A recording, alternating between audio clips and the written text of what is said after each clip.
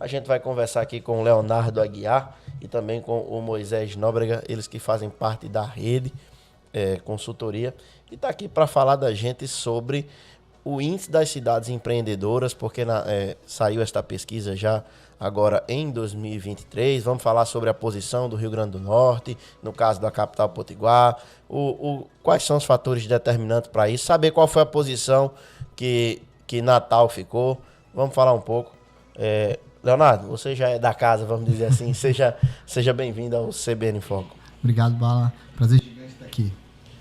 Moisés, você está vindo pela primeira vez, seja bem-vindo também. Tudo bem, Bala? Obrigado. Agradeço aí a oportunidade. E vamos conversar aqui, começar falando o que Leonardo, esse ICE, esse Índice de Cidades Empreendedoras. Maravilha. O ICE é o Índice das Cidades Empreendedoras, foi um índice criado pela Endeavor em parceria com o INEP, tá? Tem por objetivo estudar as 101 cidades mais populosas do Brasil, a fim de entender qual que é o índice de favorabilidade da atividade empreendedora, né? Ou seja, o quanto que aquela cidade ela trata bem os seus empreendedores de uma forma geral. Então é uma pesquisa que existe desde 2014, né? Esse ano está saindo na sua 7ª edição, e que envolvem 7 determinantes para estabelecer esse ranking que tem dado tanto o que falar, né? Sobre as posições dessas cidades. Então, são analisados ambiente regulatório, como que está o ambiente dessa cidade, infraestrutura, como que é acesso a mercado, acesso a capital, inovação, capital humano, disponibilidade de mão de obra, né? É algo que os empreendedores necessitam bastante, e também a questão da cultura empreendedora. E o que Moisés, já trazendo você para... O que é essa cultura empreendedora? Então, a cultura empreendedora nada mais é do que... O índice ele entrega esse resultado, Bala, para poder transmitir tanto para os empreendedores a viabilidade, a possibilidade que eles têm de investir nas cidades, né? Então, esse índice, como o Léo falou, já está no 7º ano.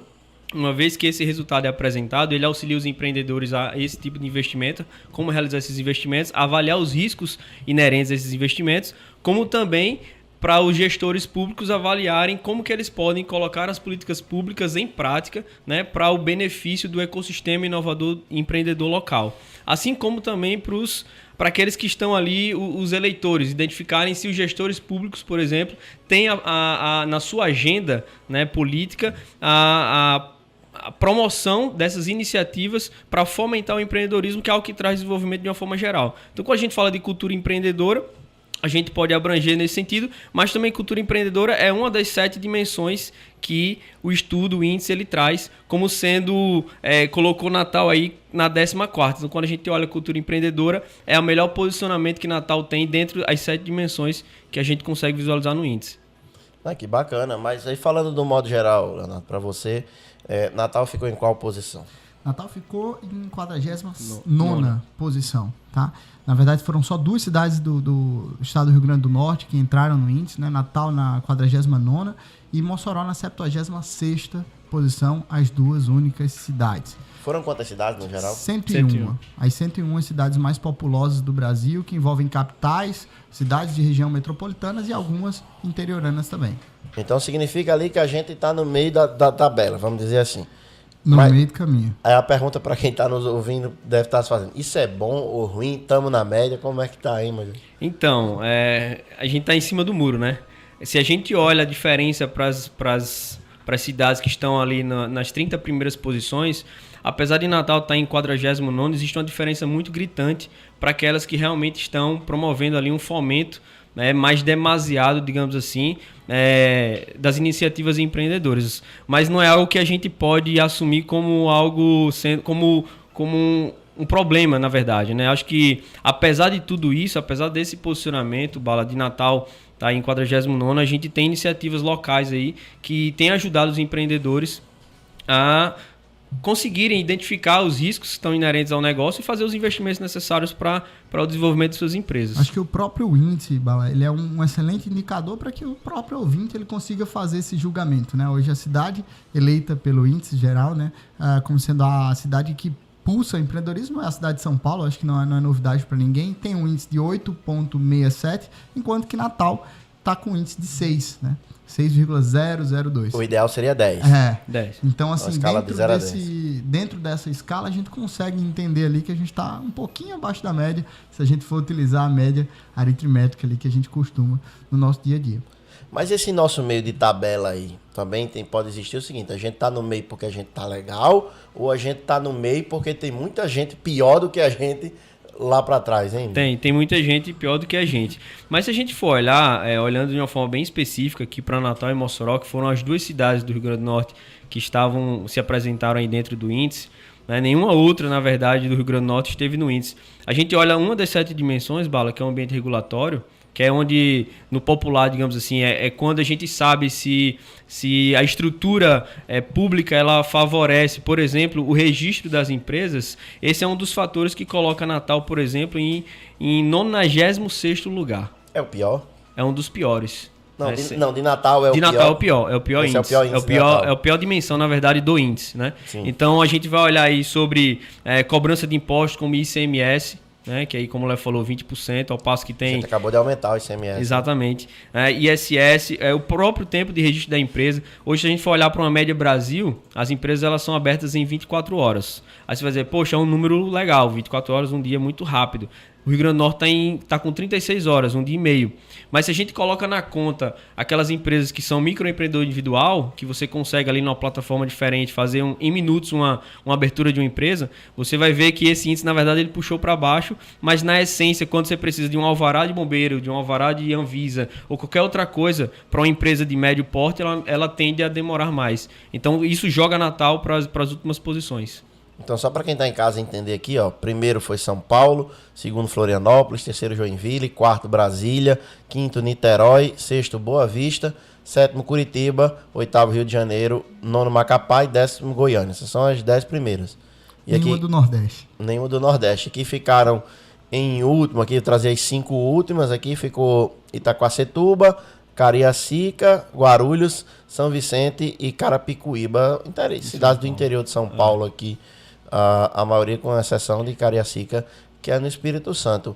Ô Moisés, me tira uma dúvida aqui, que eu posso estar... Existe um certo preconceito com a região norte do país, mas eu estou vendo aqui que Boa Vista está em sexto e Macapá em nono.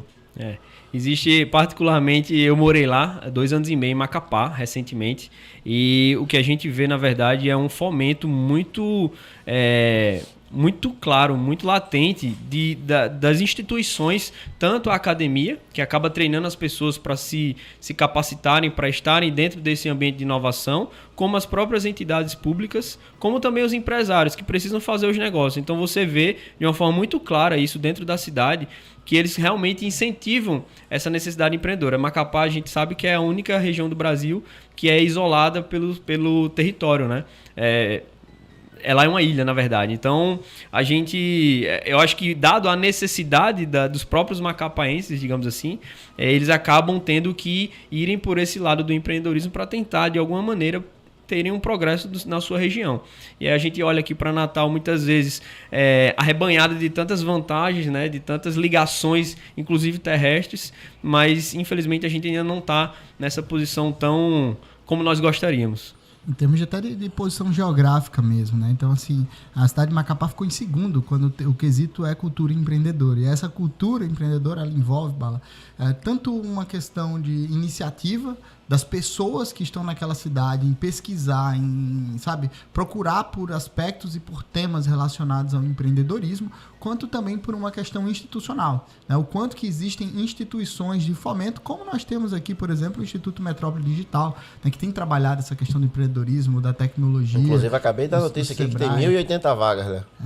Pois é, eles têm puxado, têm nos ajudado, né, nessa questão da promulgação da cultura empreendedora. E nascem comunidades, como a gente tem aqui o Jerimum Valley, lá é o Tucuju Valley, né, em Macapá. Então, nesses casos, são fatores que acabam ajudando o nosso amigo empreendedor que está lá no dia a dia, buscando aí fazer crescer. Quando você olha para as cidades empreendedoras, você vai ver parques tecnológicos, incubadoras, aceleradoras, as iniciativas da academia. Então, realmente, se você vai olhar que as cidades, elas estão ali. Florianópolis, por exemplo, é um exemplo disso, né? Tem lá 17 mil startups.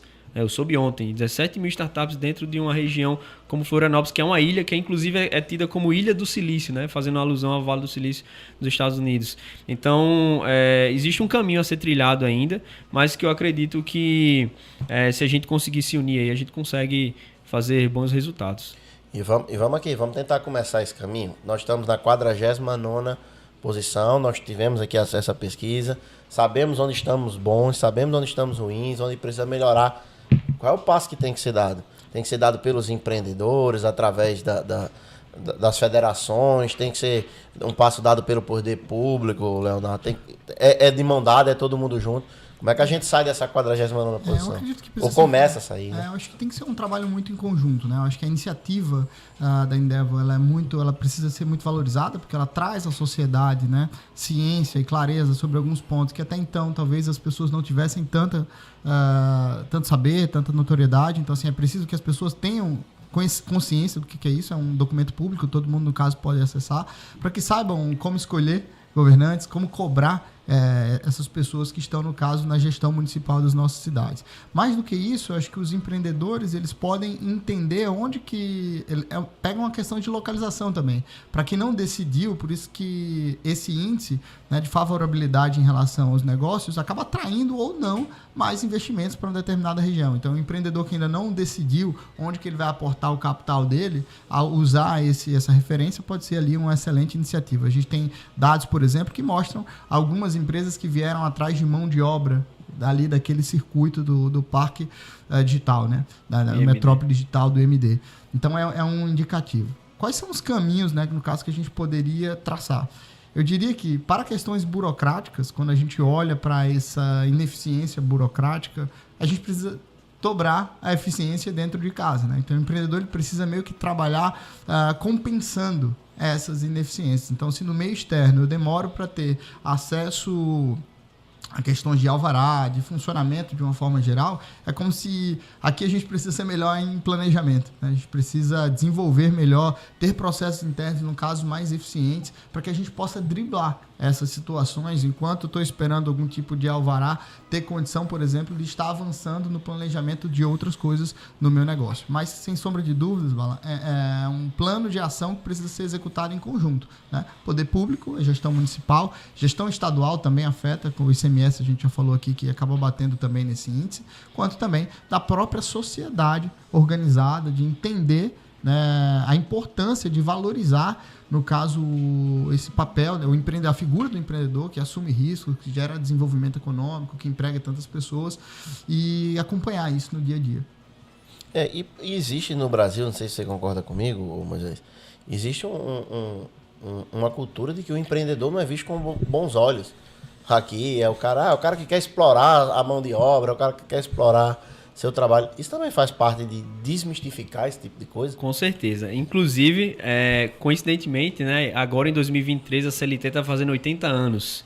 E quando a gente olha para a CLT com 80 anos, a gente pensa que a CLT nem é boa para os funcionários, nem é boa para os patrões, né, para os empresários. Eu acho que parte disso, Bala, dessa própria...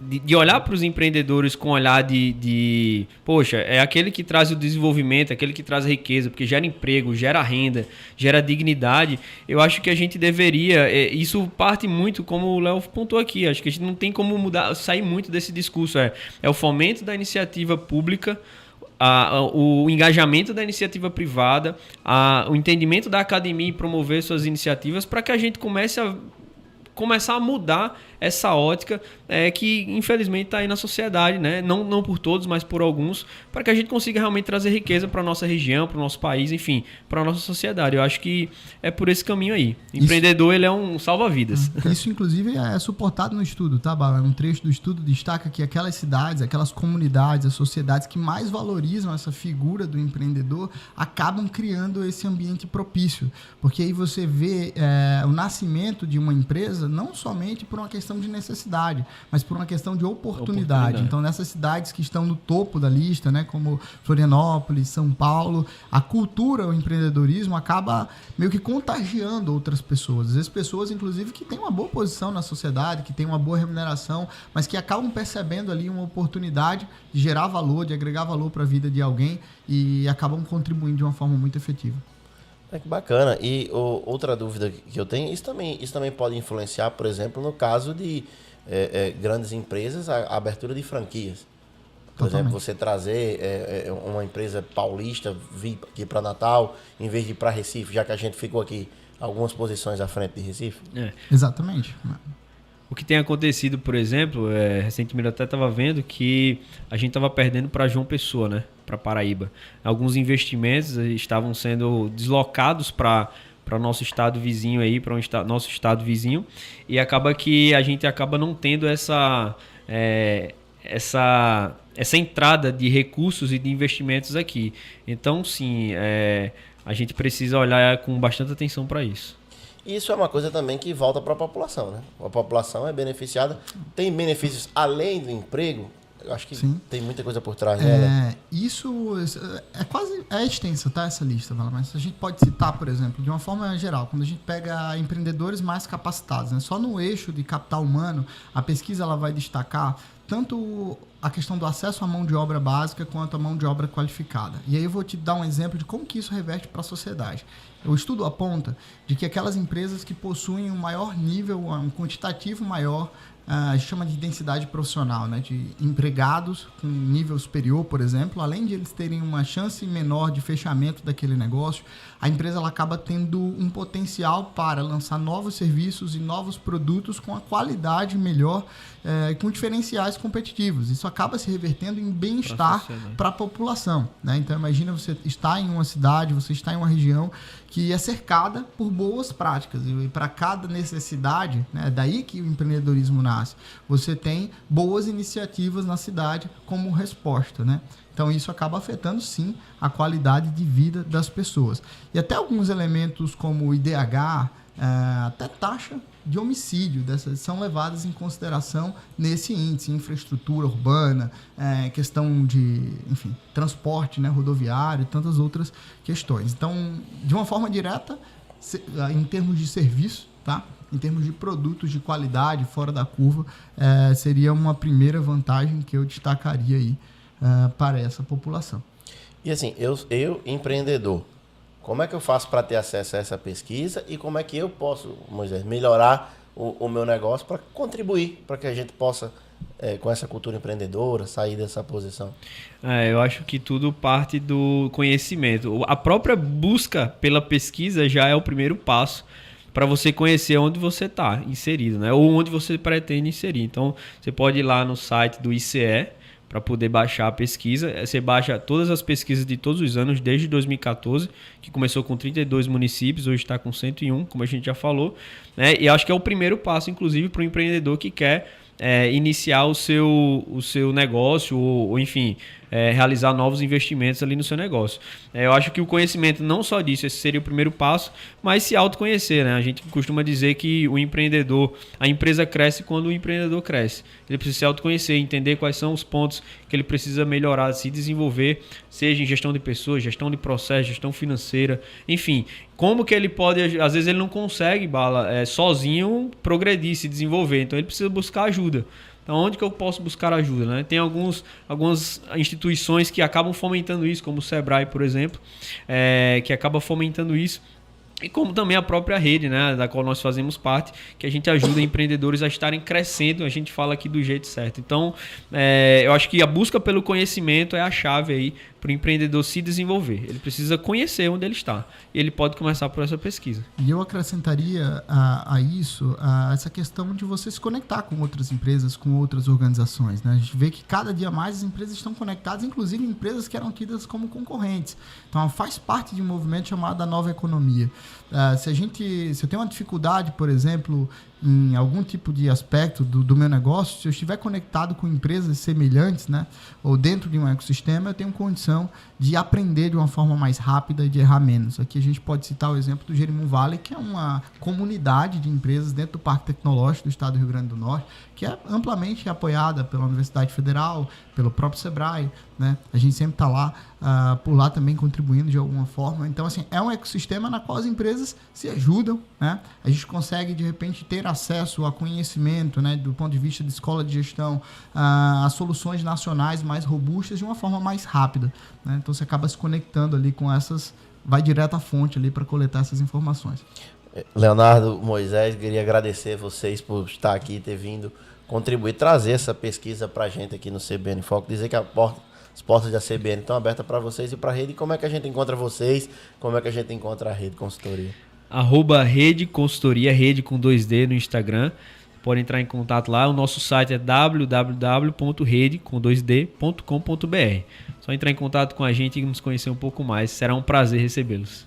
Beleza, a gente conversou aqui com o Leonardo Aguiar e também o Moisés Nóbrega, eles que são aí os empreendedores da rede, tá ajudando aí empresas a melhorarem, a se posicionarem melhor.